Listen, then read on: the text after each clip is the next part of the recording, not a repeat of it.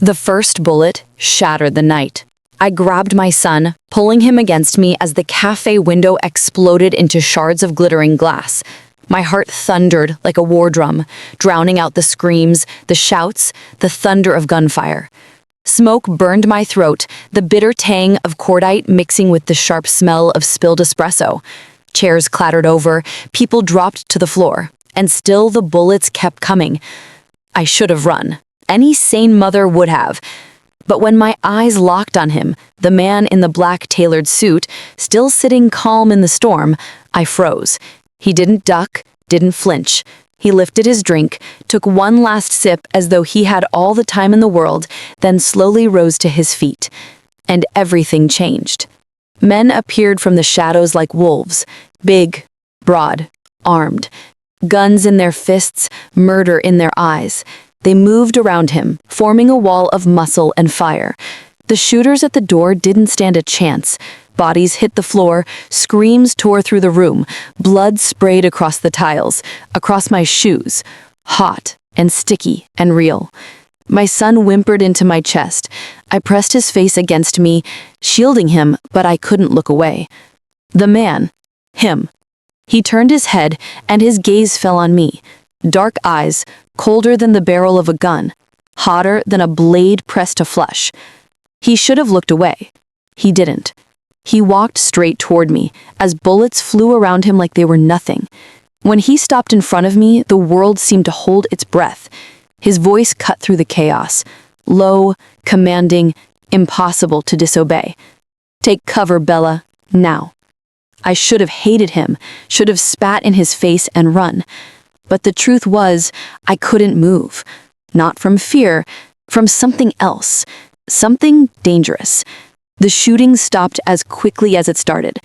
Silence, except for the drip of blood and the broken sobs of survivors. My son's hand was trembling in mine, so small, so fragile. Then the man crouched in front of me. His cologne, sharp, wood smoke, and power cut through the stench of death. His gaze dropped to my son, then back to me. "You shouldn't be here," he said.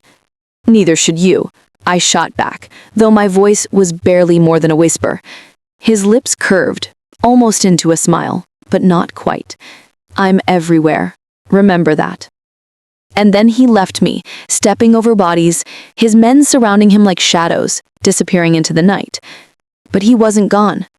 Because from that moment on, he was inside my life, inside my head, inside my soul. I didn't sleep that night. Couldn't. Every time I closed my eyes, I saw the gunfire, the blood, his face. My son whimpered in his bed, tossing from nightmares. I sat by his side until dawn, whispering lies that everything was okay, that nothing would hurt us, lies I needed to believe myself. But when I went downstairs the next morning, he was already there. In my kitchen. The Mafia boss. The Italian devil. He stood by my window, sunlight cutting across the sharp lines of his suit, the scar on his jaw, the pistol holstered at his side. My heart stopped. My blood turned cold. My son was still asleep upstairs. I grabbed the first thing I could, a kitchen knife. Pathetic against him, but I raised it anyway. He looked at the blade, then at me. Then he laughed. Low, dark. "You think steel will save you?" he asked. "Get out," I hissed. He didn't move, didn't blink.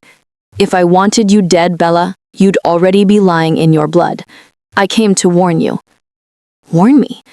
My voice cracked. He stepped closer. I should have backed away, but I didn't. My hand shook on the knife. His gaze burned into mine like he could see everything. My fear, my desperation, the part of me I'd tried to bury, the loneliness, the hunger, the fire. "They saw you with me," he said. "That makes you a target."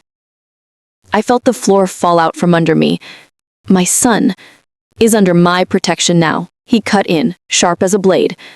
"And so are you. I don't want your protection." "Too bad," he said, his voice like stone.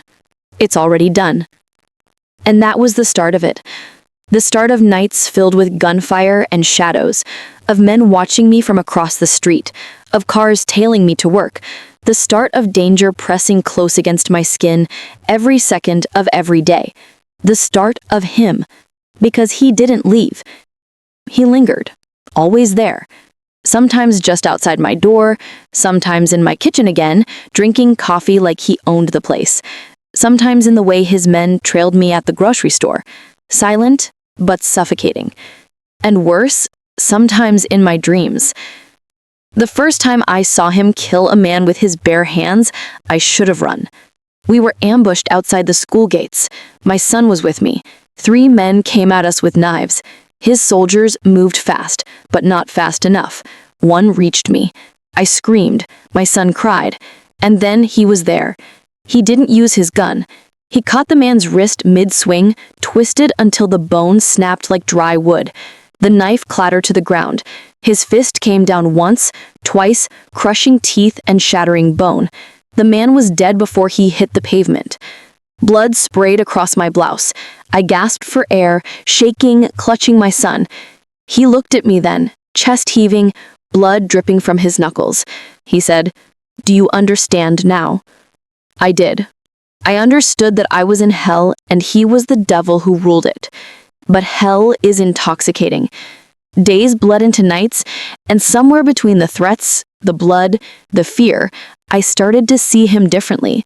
Not just the monster, the man. The way he watched my son with something almost tender in his eyes, though he'd never admit it. The way he always placed himself between me and danger, taking the bullets meant for me. The way he looked at me when he thought I wasn't watching, like I was the only light left in his dark world. I hated him for it. I craved him for it. And when his lips finally touched mine, fire burned through me like nothing I'd ever felt. It wasn't gentle. It wasn't sweet. It was war. And I kissed him back like I'd been waiting my whole life. But in the Mafia, love is just another battlefield. Rivals came harder. Attacks grew bloodier.